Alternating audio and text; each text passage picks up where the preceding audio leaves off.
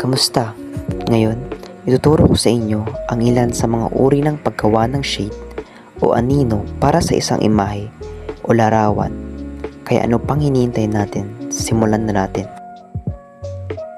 Una, dapat alam mo kung saan nakatutok ang liwanag upang malaman mo kung saang parte mo ilalagay ang maitim at magaang kulay para sa paggawa mo ng anino sa isang imahe o larawan.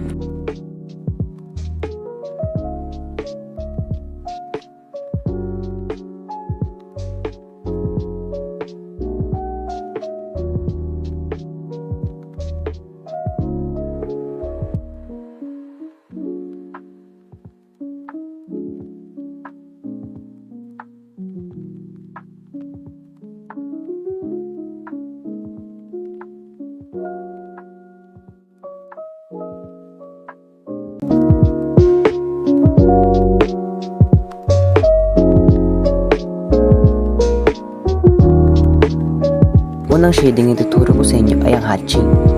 Ang hatching ay isang uri ng pag-shade na kung saan gumagamit ng mga linya upang makabuo ng anino sa isang larawan at maging makatotohanan ang isang imahe.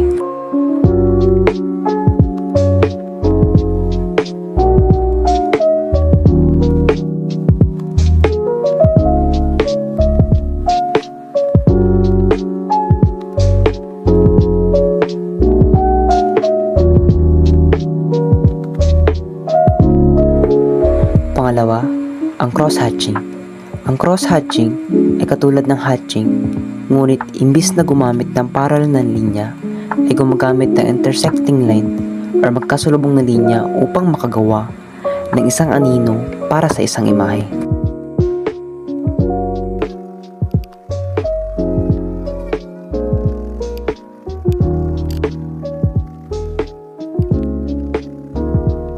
Sunod ay ang stippling. Ito ay ang paggamit ng tuldok upang makabuo ng shade sa isang imahe. Ito ay matagal na proseso, ngunit pag natapos ang paglalagay ng anino sa isang imahe, ay maganda ang kalalabasan nito.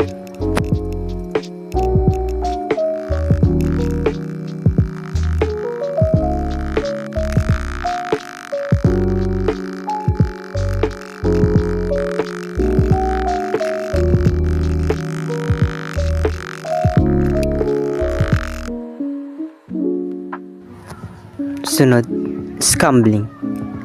Ang scumbling naman ay ang pag-shade na kung saan gumagamit ng hugis bilog upang makagawa ng anino sa isang imahe.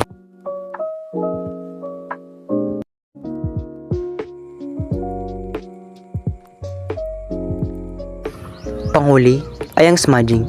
Ang smudging ay paraan ng paglalagay ng anino kung saan kinakalat o pinapahid ang lapis, uling o charcoal gamit ang daliri, tissue o bulak upang makagawa ng isang anino sa imahe.